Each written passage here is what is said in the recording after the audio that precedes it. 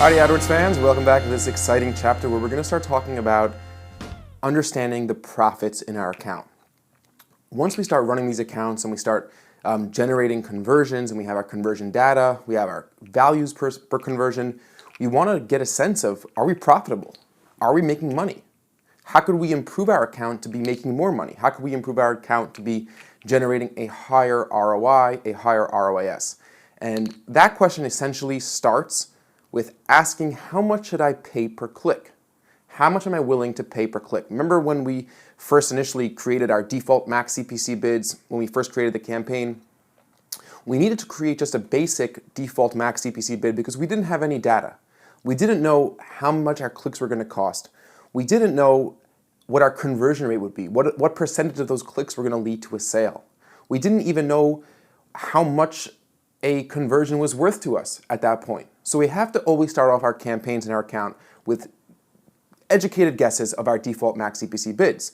But that's not how we should always manage the account. Eventually, once we start seeing our conversion rates and once we start seeing our value per conversion, once we start seeing our real, actual live cost per click, we should be able to start getting a very good understanding of what would be a profitable Max CPC bid by going through a number of calculations. The first step in understanding and being able to develop your own profitable bidding strategy is understanding the difference between ROI and ROAS. Okay? Return on ad spend, which is ROAS, refers to a very simple calculation that doesn't take your company's profit margins into account. It's simply looking at your returns from what you spent on ads to what you made in conversions, the value of those conversions. Okay, so for example, if you're an e-commerce store and you sell physical goods and you sold 10 items that cost the consumer $10 each and you're using that conversion tracking to track those values, so your value is $100 for those sales. But that's not necessarily the profit your company got, because for example, let's say you only make a 50% profit margin because you have to buy the goods and there's a cost of shipping. Then your value per conversion, your profit per conversion is really only $50 and not $100. But ROAS does not take that into account. Return on ad spend simply looks at your return, the total revenue that you made divided by the cost of advertising. And total revenue here refers to the total value of those conversions, not necessarily the profit.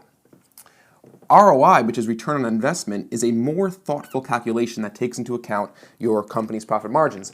In order to calculate ROI, you need to know your margins. You need to have a good understanding of your business. And now, I'm not talking about your lighting bill. You don't have to necessarily calculate that from the outset, or the cost of your internet provider, or the cost of rent for your office. Those are all things which should eventually be taken into an ROI calculation. But what we're really talking about is the cost of goods, shipping, and the associated costs with a consumer or a client. For example, if you're in the service industry, there might be certain costs that are associated with every client. You have to pay for certain software for them. You have to go and meet with them in person, perhaps. Those are costs associated, and those would go into your overall profit margins per conversion. Okay, so you need to know your profit margins in order to calculate ROI. And obviously, I can't help you create your profit margins. You need to know what your profit margins are for your business. And when I say profit margins, I mean how much of every dollar do you put in your pocket at the end of the day. Okay, if we say you have a 50% profit margin, that means that of every dollar you make, 50% goes to servicing the client or the cost of goods, whatever that may be, and 50% goes in and 50 cents goes in your pocket. So ROI, the calculation, the formula for ROI is revenue, meaning the conversion value, minus cost, revenue minus cost divided by cost of advertising. Oops. Revenue minus cost divided by the cost of advertising, okay? That's going to be your ROI calculation. A couple things we have to know when we talk about calculating ROI versus ROAS. One is we must have our conversion tracking in place. Okay, that's very important for us to be able to even start talking about calculating ROI in our AdWords account. If we're not tracking conversions, we'll have no idea what our conversions are and what our conversions values. Number two, which is what I just said, conversions have to have values. you need to be tracking you need to be attaching or attributing some sort of value to each conversion. If it's e-commerce, it's really easy because you could use dynamic transaction conversion tracking, dynamic value conversion tracking, and you'll know exactly how much money of products, revenue of products you sold. If you're talking about form submissions as a conversion tracking or as a phone call, this is something that we touched upon previously. You need to figure out how much is a form worth to your business? How much is a lead worth to your business? For example, if you close 1 out of 10 clients and every client brings in X amount of dollars, you'll be able to calculate exactly how much each form submission from AdWords is worth. But you have to attach some sort of value to each conversion. And number 3, you need to know your margins, like we just said, okay? So you have 3 primary prerequisites to tracking conversions. And now we have our 2 formulas. We have ROAS, return on ad spend, which is total revenue divided by cost of advertising, and ROI, which is revenue from the advertising minus the cost of advertising divided by the cost of advertising. Okay, these are 2 formulas that's super important for you to remember. And of course, don't forget, in order to calculate ROI, you need to know your profit margins. Okay, so those are some really important things. Let's go through a real life example to give you some context in which to understand ROI and ROAS. Okay, let's come with an example. Let me get a different colored marker here. Let's take a blue marker. Okay. Now here we have an example written out. I already wrote out the example for you. Your ad spend, for example, is $897. Okay, so let's say your ad spend is $897 and your conversion value is $1432. Now remember, this could be done with any data point in your account. This could be at the keyword level. We could be looking at ad spend of a single keyword and the conversion value of that single keyword. We could be looking at ad spend of an entire ad group and the conversion value of that entire ad group. We could be looking at ad spend of a campaign and the conversion value of that campaign. And we could be looking at ad spend of the entire account. We could be looking at ad spend of a geographical location.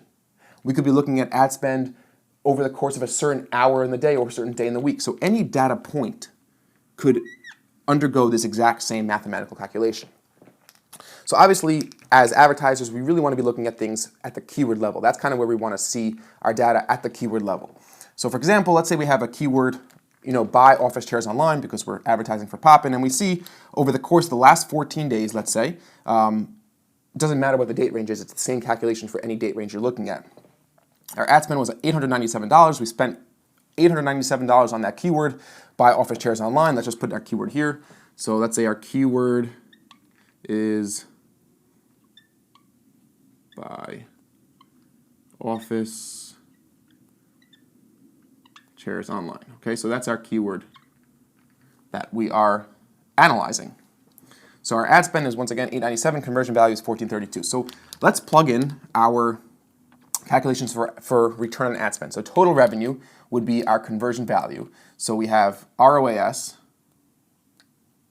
equals 1432, right? 1432 for our total revenue, simply divided by the cost of ads, divided by 897.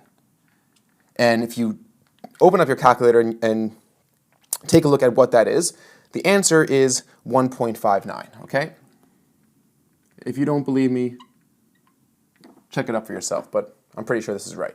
So return on ad spend, we take 1432 divided by 897, that equals 1.59. But what does that number 1.59 really mean?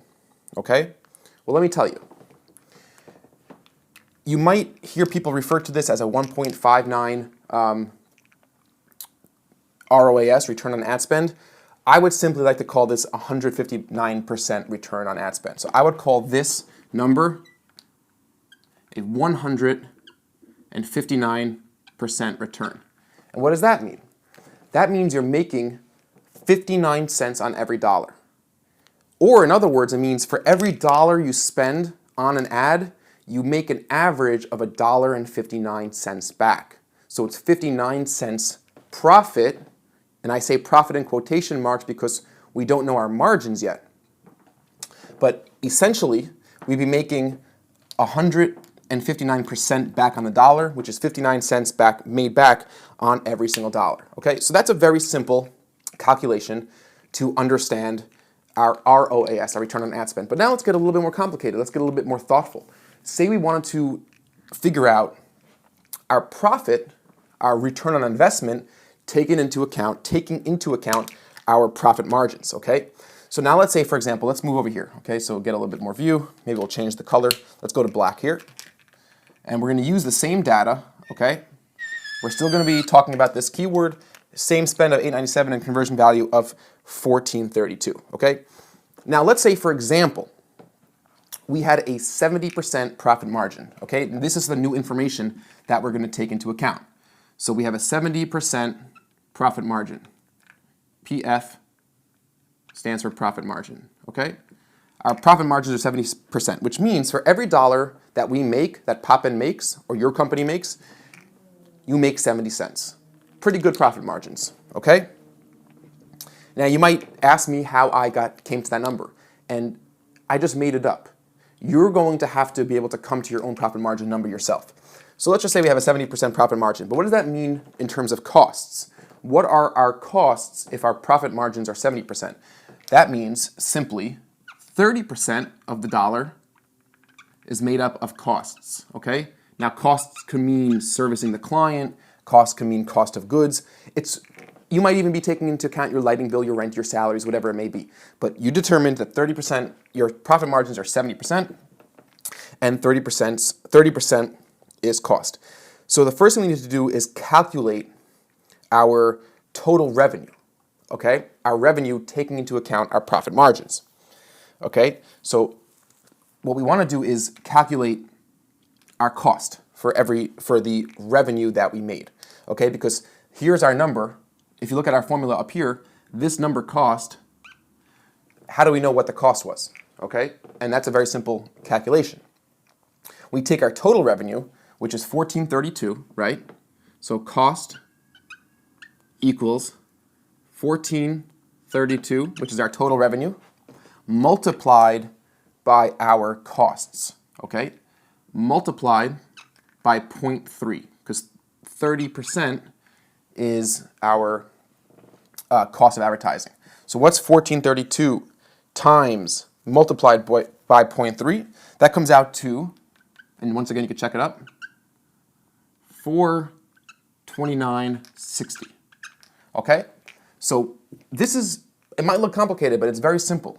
What we're saying is in this number, this total revenue, our AdWords account told us that we made $1,432 from our ads. But because I know that 30% of that goes to servicing the client or whatever it is, it's not profit, we need to take out $429.60 from 1432. And now, once we created a calculation to determine our cost based on the total revenue, we could simply go ahead now and create our ROI calculation. Because now we'll do revenue minus cost. Look at, we're going to plug in this formula down here. So revenue minus cost is 1432 minus 429.60. Okay, and we're going to divide that by our cost of advertising, which is $897. Okay, that's how much we spent on advertising. So that's going to be our calculation to determine what our ROI truly is. Okay, and if you do this math, you get a value of 1.11. Okay, this number is our ROI. Now, interestingly enough, and this is something which you would definitely have realized just thinking about this number, 1.11, is lower than 1.59. So we have an ROAS of 1.59. So we're saying, hey, listen, we're making 59 cents on every dollar. But in fact, once you take your costs into account, you're only making 11 cents on the dollar, okay? You're making 11 cents on the dollar, or you could also write it as 111% ROI, which is still good, right? You're still profitable. As long as it's above 100%, that's something which is very important for you guys to know. As long as your ROI is above 100, you're making money. If it's exactly 100, you're breaking even. If it's below 100, you're losing money.